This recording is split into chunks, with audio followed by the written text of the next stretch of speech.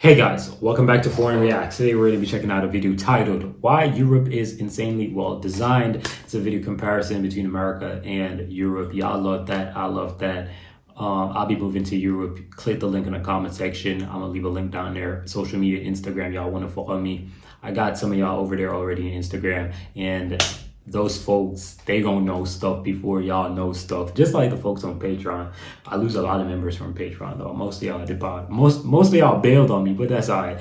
Much love to you guys either ways. What I can say is this though.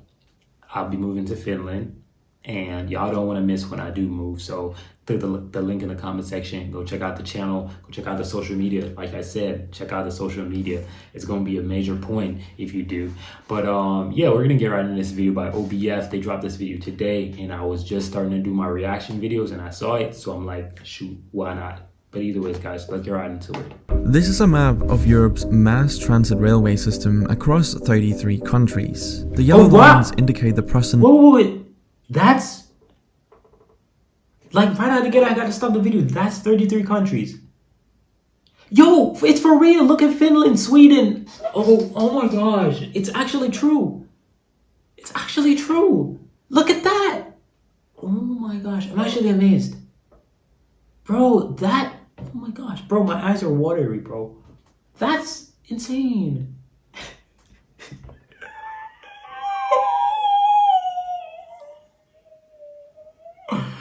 Oh, that. Okay. Wow. Yeah. Wow. That was a weird experience. I don't know. I got. Wow. I don't know. Maybe I'm excited because I'm moving to Europe. I don't know. I don't know. Maybe, but I literally got tears in my eyes and I ain't even crying, boy. Either ways, we're gonna keep it moving. But this is really amazing to see all of these railways. That's really impressive. I know America ain't got that. They probably got it in a single state. But yeah, they don't got it like that. New York is pretty well designed in my humble opinion. But yeah, New York City, that is. Of a train line, and as you can see, it's very dense. There are hardly any spaces where there isn't any coverage for railways. Right. Now, if we compare this to a map of railroad tracks in the US, it's a different story. While parts of the US have some good mass transit, there are large areas of the country which isn't covered by Amtrak, the nation's largest passenger railroad service. But let me show you another map, this time of high-speed rail in Europe. Now obviously, high-speed railways aren't going to be as common as regular speed railways as they require excellent design, strict planning and massive investment. And yet, as we can see, high-speed rail is present in Europe, which is a stark contrast to the US, as you can see from this map. While the US does have some higher speed rail, like the Aquila line in the Northeastern Corridor, it's hardly an effective map of transport solutions. And the Aquila line isn't really that fast either. It can reach about 150 miles per hour, but averages less than 70. This is not the case for Europe's insanely well-designed railroad system. And you have to remember that Europe's system accomplishes this while spanning 33 different nations in a very diverse continent. And I know what you're probably thinking. This is just because Europe is smaller than the United States, which simply isn't true. While the European Union is smaller than the US, continental Europe has an area that is about 1.04 times as much as the US. So we can dismiss this argument that the United States can't be that well designed because it's too big. Europe simply is better designed. But if you're American, you might not understand why railroad tracks or public transport as a whole is so important. I mean, grabbing a car... Imagine hopping off one of them things. That thing look nasty. I'll be like, man, I'm in first world for the first time in my life. Man, that's... Hey, I've never been on a train like that before. I've been on trams, but I've never been on like that type of stuff. I've actually, you know, even when I had the opportunity to be on a train like subway in New York, I just didn't do it. Like, I just didn't do it. I'm a dumb guy, I guess. I don't know. Maybe. Who knows? Who cares? Works fine. right? Well, no, and Europe showcases why a primary focus on private transportation is so detrimental to a well-functioning transit system. Look at these maps. They show the US road network versus the EU's. And as you can see, the EU's road network is not nearly as impressive as the US's. And yet, when you look at some of the most congested cities in the world, European countries don't feature particularly prominently in the global rankings. This is pretty shocking information because you'd assume that the country with a more expansive road network has a lot less congestion, especially considering the United States has devoted lots of time and money to their highways. So how come Europe is less congested when they have fewer roads? Well, it all comes down to disincentivizing the use of cars and, most importantly, making an attractive alternative. Europe does this by having both private and public transportation infrastructure, which technically the US has as well, it's just a lot worse. But on top of this, Europe makes it pretty expensive to buy, own and use a car. This is achieved by having high taxes on vehicles and gasoline. In fact, here's a map of worldwide gasoline prices. As you can see, European nations are in the top rankings. Like. Come on, stop. I think gasoline prices were wide, 188. You got Netherlands coming in hot. Italy, France, Norway, UK, Germany, Sweden, Japan. Oh, shoot. That's wild right there. Is it, though, in order? Because I doubt it's in order. They definitely can't be in order. Like, they probably just, select these random countries, I'm guessing, right?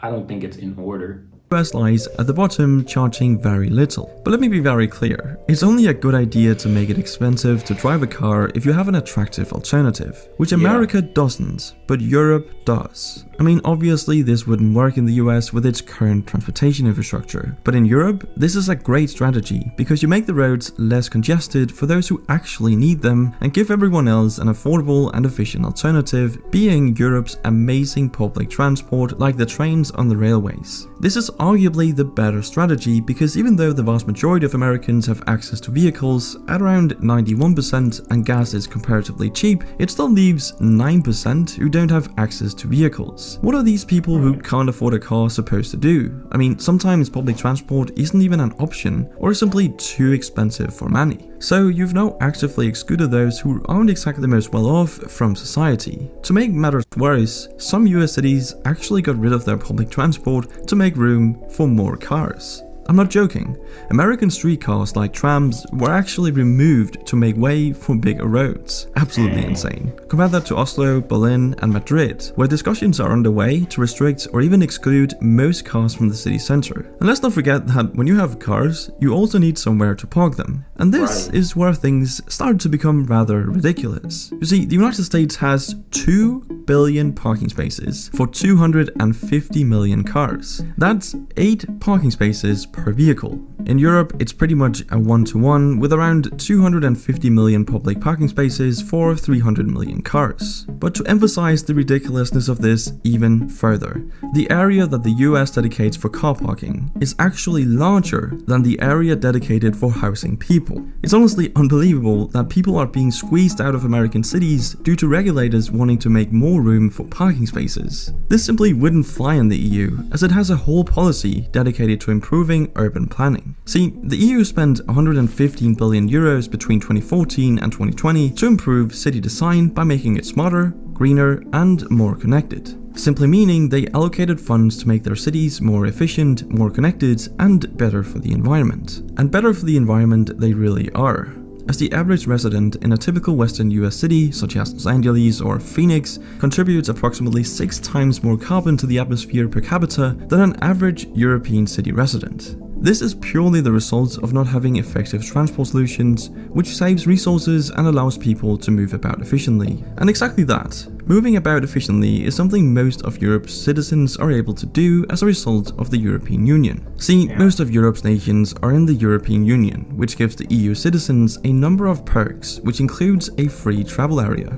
This has been one of the most important achievements of the EU, as it makes it possible for an EU citizen to travel freely to other EU member states and stay for up to 3 months. All they need is a passport or even just an ID card. No visas, no trips to embassies, no form filing, just head straight over. This makes it incredibly easy to travel, study, and work in other countries and communities. And having this level of centralization is very important to good design, as it gives the smartest people the opportunity to work where they are most useful. And since good design obviously requires a lot of complicated problem solving and planning, this is very smart. Another smart thing is the incredible biking infrastructure we see in Europe, perfectly illustrated by this map of bike path density in Europe. All the purple lines are bike paths, and there's clearly a lot of them, especially towards the left side of the map, but that's just because this is the home of the Dutch, the Netherlands.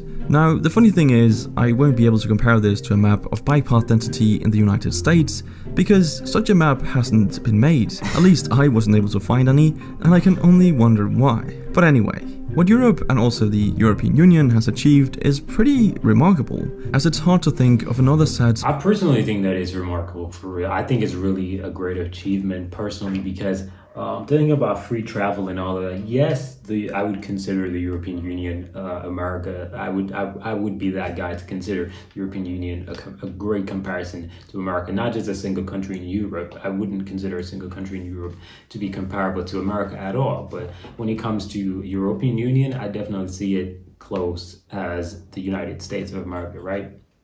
Why? Because the European Union is literally a membership type stuff, right? And practically America started with such and such and such a state, grab this state, grab that state, put it together, and then you have United States of America, right? So of America. So I personally, look at European Union as a fair comparison, I should say, to United States.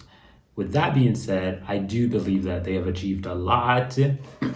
And it's really remarkable in terms of the way how they maintain and, just keep things going. And that free travel thing, you just move about, show your passport, and you're good to go. That's really impressive. And, the financing and all of that, using one currency, stuff like that, while they're still different countries, that's really, really, really impressive. You know what I mean? So it's not like a situation where it's America, where America is taking this place and that place and that place.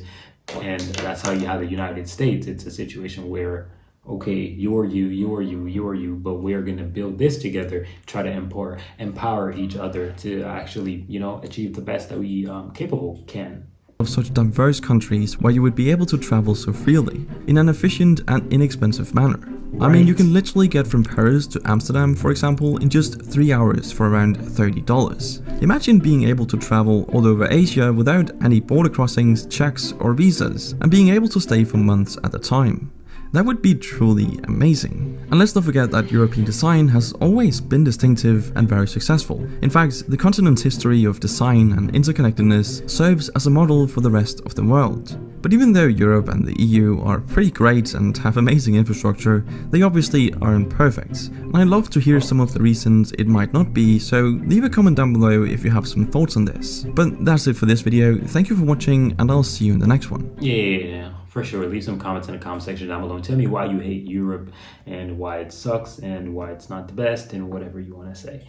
But I do think that Europe is a really amazing place, and I think that it's heading places, it's going places, and I really do believe that maybe if Europe was actually a single country, it would probably have overtaken America already if it was a single country, because I think the European Union with the countries, they're striving to increase and benefit benefit themselves, right? So they're trying to get a better economy for their country, help their country. Imagine all of those countries trying to achieve that one goal just for European Union. It's called European Union. It's a country. It's called the Union of Europe or something, It's interesting, and y'all can let me know what y'all think about it. But yeah, we out of here, guys. Peace.